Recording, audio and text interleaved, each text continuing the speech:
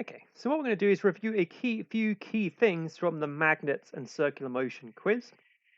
So we'll start off by looking at the describing in terms of the resultant force what is required for an object to be in circular motion. So most people on this managed to get one out of the two key ones. So most people were able to get this one down here at the bottom. So most people were able to say that the resultant force must always be directed towards the center of the circle, or it must be directed centripetally, because centripetal literally means center seeking. The part that most people didn't get was this first one, the fact that the resultant force must always be perpendicular to the velocity. So you can see that on this diagram here, we've got the force and the velocity being perpendicular at all times. So even if I drew the velocity somewhere down here, so the velocity's down that way, the force is this way.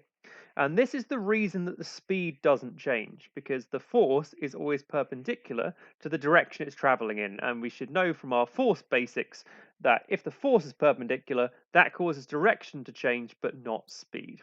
So that's the other part that we're looking for there. Okay, so moving on. So looking more specifically at a way of creating circular motion. So we're using a magnetic field that it says is directed into the plane of the page. So if you point your pen or something at the screen, that's the direction that the field is going. So it's at 90 degrees to the screen. So it's asking us whether, using Fleming's left-hand rule, whether the magnetic field has been applied correctly. So it has, and we're going to look at why that is, which is the next question, by looking at which direction we should be pointing our fingers in for this one at the bottom if we're using Fleming's left-hand rule.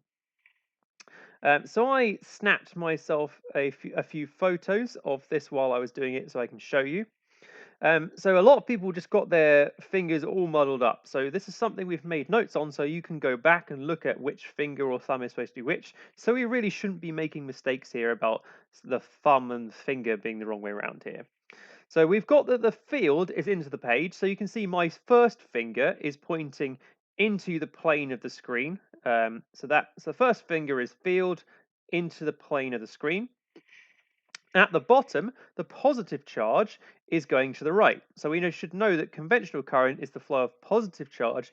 So we should have our middle finger pointing to the right there, which you can see on mine. So those two things force your thumb to be upwards. Okay. So the fact that the field is into the plane of the page and the current is to the right forces your thumb to be up. And that's how Fleming's left-hand rule predicts the direction of the Lorentz, or the magnetic force. So you can see for the one at the bottom, it predicts a force upwards. So essentially we get a force here, which is exactly what we want for circular motion, because it's directed towards the center of the circle and it's at 90 degrees to the velocity. The force is always at 90 degrees of velocity if we've got a charged particle in a magnetic field. Let's have a look at another one so we can see a different orientation of Fleming's left-hand rule. So we'll have a look at the one on the right-hand side. So our first finger is still pointing into the plane of the page. Why? Well, because the field is still in that direction. That hasn't changed. The positive charge is now moving upwards because we're looking on the right-hand side. So that's why the middle finger is pointing upwards, and you can see me swearing at the screen. So you can see those two things force your thumb to point left. So you end up with a force towards the center of the circle perpendicular to velocity. So we've got what we need for circular motion. So yes, this field has been set up correctly to create circular motion. Okay, so let's jump back to our quiz. So if we wanted to make an electron which is negatively charged follow the same path, so essentially we want to make the electron do exactly the same thing going around here. So a few people suggested sending the charge in the opposite direction, which would make it go in this circle, but it wouldn't follow the same path. If we had our electron going from right to left, it would definitely follow this circle, but it wouldn't follow the same path because it's going in the opposite direction. So let's have a look at how we should achieve this, which a few people managed to figure out. So one key thing to know is that a magnetic field affects negative charges exactly the opposite way to how it affects positive charges. So if your positive charge has been deflected up into this circle we can see in red, A negative charge, like an electron, would be deflected down like this. So it does exactly the opposite thing in there. And let's just add them. So essentially, our positive charge is essentially going anti-clockwise round our circle. You can see our electron or our negative charge is going clockwise around there. If we want to make the electron go anti-clockwise or go upwards like this, what we have to do is reverse the field direction. So we now need the field coming out of the page towards us. And then if you use Fleming's left-hand rule, your first finger is now pointing straight at you, instead of into the board. That's what we mean when we say reverse the field. So that's how we could get an electron to follow exactly the same path. We'd need to reverse the field. Okay, let's continue on. So one of the key things you need to know to explain circular motion is, I I wrote circulation motion. Oh, I need to go back and fix that. Is the difference between scalars and vectors. So I'm not going to go any more detail on this. So a scalar is something that just has magnitude or just a number. A vector is something that has both magnitude and direction. That's going to be the important difference, but that's as simple as that. So when in circular motion, the speed of the particle is constant. That is true because the force is perpendicular to the velocity, so the speed doesn't change, it's only the direction that changes. So that's true. So it wants us to explain why the velocity of the particle is not constant, even though the speed is. So let's have a look into that. So the key is the fact that velocity is a vector quantity, which means it has both magnitude and direction. So that's the first thing that I'm looking for in your explanation. And then if you look at the direction the object is traveling in at different places around your circle, you can see the direction of the velocity is constantly changing. So even though the magnitude or the speed isn't changing, the direction is. So velocity is changing because it's a vector quantity. So this is what we needed in our answer to that question there, looking at the fact that velocity is a vector and the direction is changing, so velocity is changing. Then looking at what that means and looking at why we've got these blue accelerations drawn there. So acceleration is defined as the rate of change of velocity. So if velocity is changing, the object is going to be accelerating. And that's an important idea to have. So we describe an object as accelerating if either or both of speed and direction are changing. So if direction is changing, it's accelerating. If speed is changing, it's accelerating.